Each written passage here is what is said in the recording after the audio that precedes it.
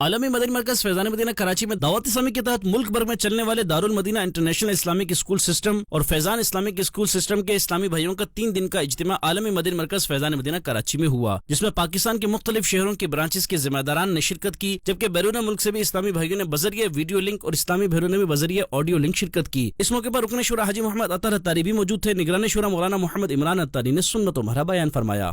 حسن اخلاق کی اہمیت کو اس بات سے سمجھیے کہ ایک بیوی اپنے شوہر کی بدصورتی، اس کی مصروفیت اور اس کی غربت کو برداشت کر سکتی ہے، مگر اس کی بد اخلاقی برداشت نہیں کر سکتی۔ ادارے میں تو بندہ ہزار مجبوریوں میں بھی مرتا بھی مسکراتا ہے، پیسے مل رہے ہوتے ہیں۔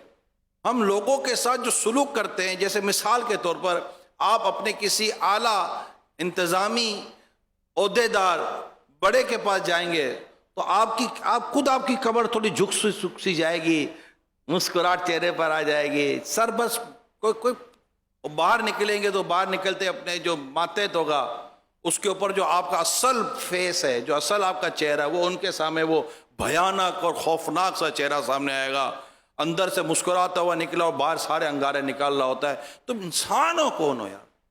کہ اگر اب اللہ کے لیے بااخلاق ہیں تو پھر کمرے کے اندر بااخلاق ہو، باہر بد اخلاق کیوں ہیں آپ؟ اب اللہ کے لیے بااخلاق ہے تو پھر ہر جگہ بااخلاق رہیں۔ نبی پاک صلی اللہ علیہ وسلم اپنے گھر میں بھی اخلاقی بلندیوں پہ تھے، اپنے خادم خاص حضرت انس رضی اللہ تعالیٰ عنہ کے ساتھ بھی اخلاقی بلندیوں پہ تھے، اور اپنے خاص ساتھی حضرت صدیق اکبر رضی اللہ تعالیٰ عنہ کے ساتھ بھی اخلاقی بلندیوں پہ تھے، اصحاب صفا کے ساتھ بھی اخلاقی بلندیوں پہ تھے۔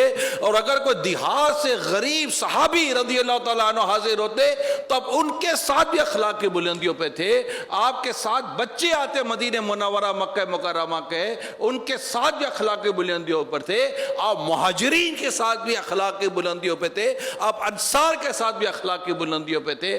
آپ کس کے ساتھ اخلاقی بلندیوں پہ نہ تھے مجھے بتائیے؟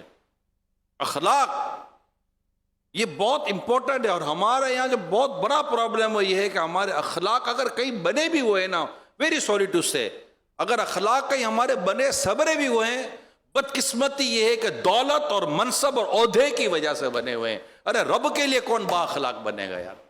اس سنت و بر اجتماع میں اپنے اپنے اداروں میں تعلیمی اور اخلاقی معیار کو درست بنانے کا بھی ذہن دیا گیا۔